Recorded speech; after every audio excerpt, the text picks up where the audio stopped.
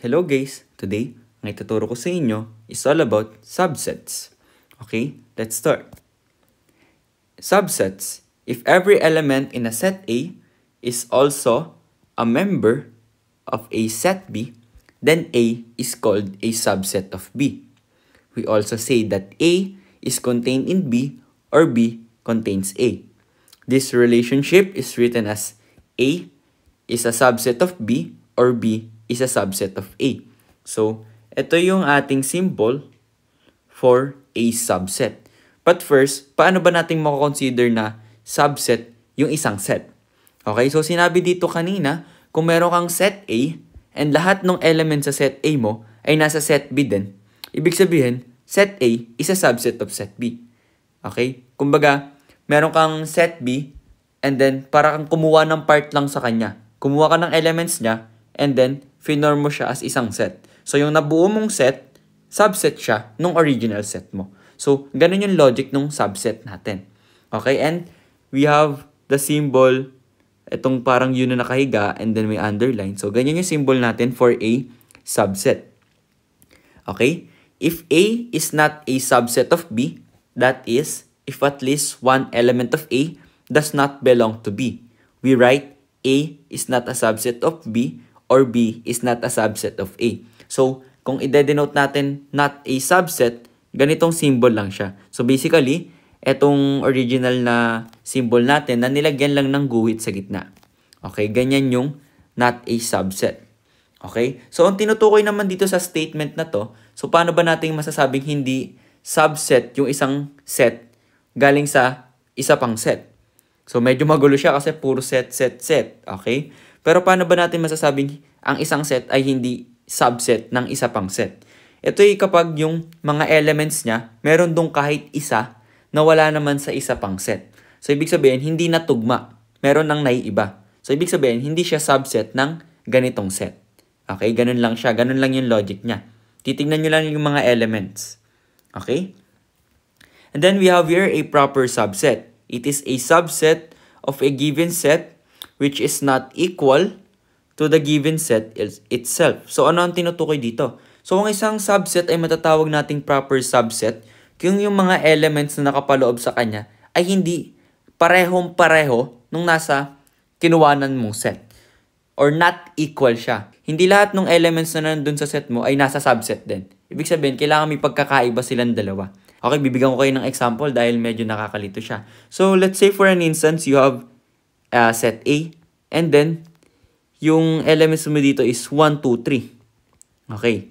And then, kumuha ka sa kanya ng subset. Gumawa ka ng subset sa kanya na ang pagkukuhanan mo lang na elements is 1, 2, 3.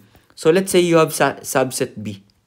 And then, ang kinuha mong elements sa set A is 1 and 2. So, ngayon, according to the definition ng proper subset, is set B a proper subset of set A? Oo. Paano natin masasabi yon?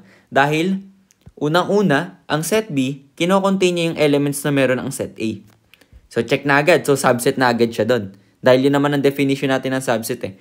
Kailangan kapag kumuha ka ng set or gumawa ka ng bagong set, kukuha ka ng mga elements na nandun sa previous set mo. Okay, so check na agad siya. Pero, masasabi ba natin siyang proper subset or hindi? Proper subset siya dahil yung set A natin, meron pang 3 na element. Pero yung set B natin wala. So, ibig sabihin, hindi sila equal. Hindi parehas na parehas yung element na kinocontain nila. So, therefore, yung B, proper subset siya. Pero how about you make another subset, let's call it C, and then ang kinocontain niya is 1, 2, 3. Ngayon, masasabi ba nating proper subset yung set C ng set A? Hindi. Dahil yung elements nila ay parehas na parehas. Equal sila. May 1, may 1, may 2, may 2, and then may 3 and may 3. So, yung set C is a subset ng A, pero hindi siya proper subset. Okay, subset lang siya, hindi proper subset. So, I hope nagagets niyo yung pinagkaiba ng subset lang sa proper subset based sa given na binigay ko. Okay? And then finally, we have here the number of distinct subsets of a set containing n elements is 2 raised to n. So, ibig sabihin, malalaman natin kung ilang subsets meron ang isang set by using this formula na 2 raised to n. Okay? So, itong n, ito yung number of elements sa isang set mo. Okay? So, basically, kung meron kang set na meron dalawang elements, para malaman mo kung ilang subset yung pwede mong makuha doon sa set na yon, you just plug in 2 sa n. So, meron kang 2 raised to 2, and we know that 2 raised to 2 is equal to 4. So, ibig sabihin, yung isang set na meron dalawang elements, pwede kang makakuha ng 4 na subset sa kanya. Okay? So, let's give some examples para mas maintindihan nyo. So, first we have here, enumerate all the subjects of C. Okay? And then, yung set C natin ay denote as red, yellow, and blue. So, basically, primary color siya. So, ano-ano yung subset na pwede nating makuha from our set C?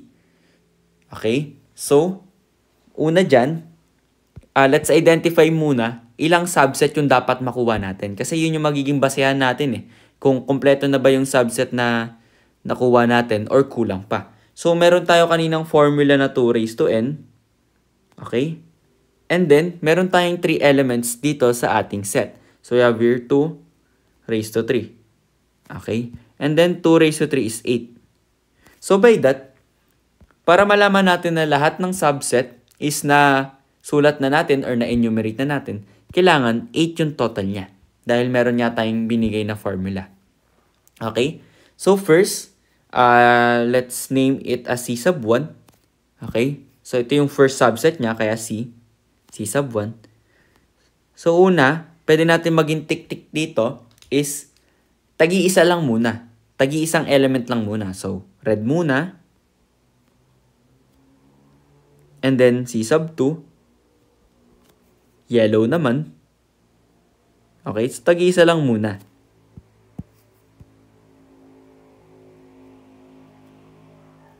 And then, C sub 3. Yung blue naman. Okay. Ngayon, nalista na ba natin lahat? Hindi pa kasi 3 pa lang to. Anong technique pa yung gagawin natin? So, kung ngayon, meron tayong tagi-isa na, 3 yan. Pwede natin gawing tigda-2 naman. So, C sub 4. Pwedeng red and yellow muna.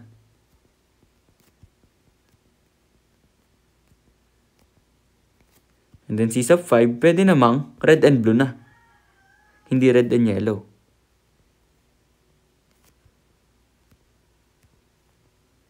And then C sub 6, yellow and blue naman. Ngayon, 6 pa lang to. Kulang pa tayo ng 2. Ano yung 2 nawawala? Okay? So, ngayon, meron na tayong tigda-2. Ano na lang yung kulang since 3 yan? Pwedeng lahat din yan. Okay? So, kung lahat ng elements kino-contain ng subset mo, subset pa rin siya. So, pwedeng red, yellow, and blue. Okay? So, pwede din siya. Ito yung tinatawag na yung set mismo, subset din niya yung sarili niya. Okay? Pwede yun. Subset din siya kung maituturing. Magbabago lang siya kung proper subset pa siya. Okay? So, alam niyo naman yung definition ng proper subset and alam kong maintindihan nyo bakit hindi proper subset tong C sub 7 natin. So, ngayon 7 lang. Pero naka-3 na tayo. Ano pa yung kulang? So, yung uling subset natin, C sub 8, can be denoted as just like this, okay? Empty set or null set. Okay? So, tatandaan nyo sa lahat ng subset, okay? Sa lahat ng subset ng isang given set, hindi dapat mawawala yung empty set. Okay? Lagi siyang kasama. So, ayan yung bumubuo sa 8 subset ng ating set C. Okay? So, ganun lang mag-enumerate. Yun yung isang technique na pwede nyo gawin para ma-enumerate nyo lahat ng subset. Okay?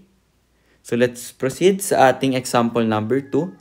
So, which of the following sets is a subset of Z? So, yung set Z natin nagko-contain ng 3, 6, and 9. Yan yung tatlong element na meron tayo. Ngayon, alin daw dito sa A, B, C, D, E, F, so 6 to, ano dito yung subset ng Z? So, i-check natin isa-isa. So, for our first set, we have set P, and then meron siyang elements na 3 and 9. Yung 3 and 9 ba, parehas tong kino-contain sa ating set Z?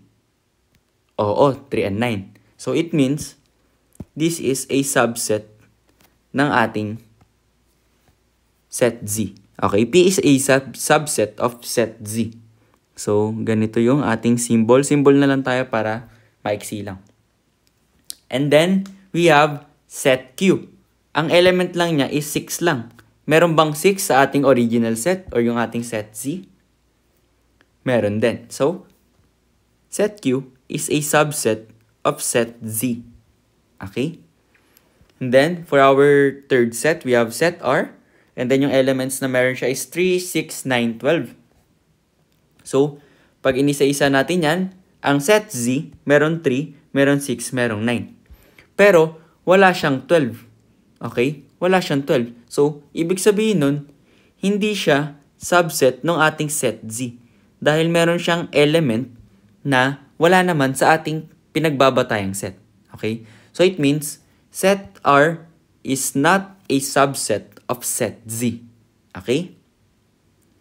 And then we have here set S, which contains 9, 6, 3. Okay? So ito, same lang sila ng element na meron yung ating set Z. Kaya lang, pinagbali-baliktad lang. Pero ano bang definition natin ng subset natin kanina? In any order. Okay? So walang problema kung ano yung arrangement ng ating mga elements as long as parehas yung elements nila. Okay, subset pa rin siya. So, it means, set S is a subset of set Z. Okay? And then, we have your set T, which contains the elements 3, 6, and 12. So, meron tayong 3 and 6, pero wala tayong 12 sa ating set Z. So, it means, katulad ng ating set R, hindi rin siya subset ng ating set Z. So, set T is not a subset of set Z. And then finally, we have your set V, which is walang elements. So, ang tawag natin dyan is empty set. So, is it a subset of set Z or not? Yes, it is a subset. Dahil basta empty set or null set, subset siya ng any set. Okay, tatandaan nyo yun ha. Okay, maliwanag ba yun? Okay. And then for our example number 3, which of the subsets of Z are its proper subsets? So, ito na yung gagawin natin, yung medyo mapapaisip tayo kasi proper subsets na yung hinihingi eh. And ano ba yung definition natin ng proper subsets? Ang definition ng ating proper subsets is dapat yung mga elements na kino-contain niya hindi equal sa elements na nandun sa ating original set or yung pinagbabatayan nating set. So, isa-isain uli natin itong P, Q, R, S, T, V. Itong 6 na set na meron tayo. So, first, itong ating set P. Ang elements niya, 3 and 9. So, ito ba ay subset una? Ito yung una nating titignan pala. Kung yung given set ba ay subset muna. Kasi hindi naman siya pwede maging proper subset kung hindi siya subset lang. Okay? So, yung P, na-denote natin siya as subset. Ngayon, ang titignan na lang natin is hindi ba equal yung elements nila. Kung hindi equal yung elements nila, then it is a proper subset. Okay? So, equal ba yung element ng P, ng set P, sa ating set Z? Hindi. Dahil 3 and 9 lang yung element ng ating set P. So, therefore, meron tayong set P. Okay? Ito na yung isang ating proper subset ng Z natin. Okay? And then, yung ating Q is also a subset na dinenote natin kanina. Okay? So, is Q a proper subset or not? So, it is also a proper subset. Dahil hindi naman sila equal ng elements. Okay? And then, ito, X na tong R kasi hindi naman siya subset. So, imposible maging proper subset siya. And then, yung S, we have here 9, 6, 3. So, it is a proper subset ng ating Z or not? So, hindi. Dahil equal yung elements nila. Parehas silang nagko-contain ng 3, 6, 9. Walang sumosobra sa Z. Okay? Equal sila. So, this is also not a proper subset. And then also ito, hindi naman siya subset, so hindi na rin siya proper subset. Then finally, yung ating set V, is it a proper subset or not? So, it is a proper subset dahil hindi naman equal yung elements nila. Okay, so also set V. So, ito na yung tatlong set natin na proper subset ng ating original set, which is itong set Z. Okay, maliwanag ba yon kung ano yung ating subset? Paano tayo nag-identify ng subset? Paano tayo nagpo-formulate ng subset from a given set? And kung paano tayo mag-identify kung ano-ano yung mga proper subset ng ating given set? Maliwanag ba yon? If medyo nalilito pa kayo, you can always go back sa earlier part ng video na ito and then ulit-ulitin nyo lang yung ating naging discussion para mas maunawaan nyo kung paano natin sinasagutan yung ating mga example. Okay? So that's it for our video for today. I hope may natutunan kayo and maraming salamat sa panonood.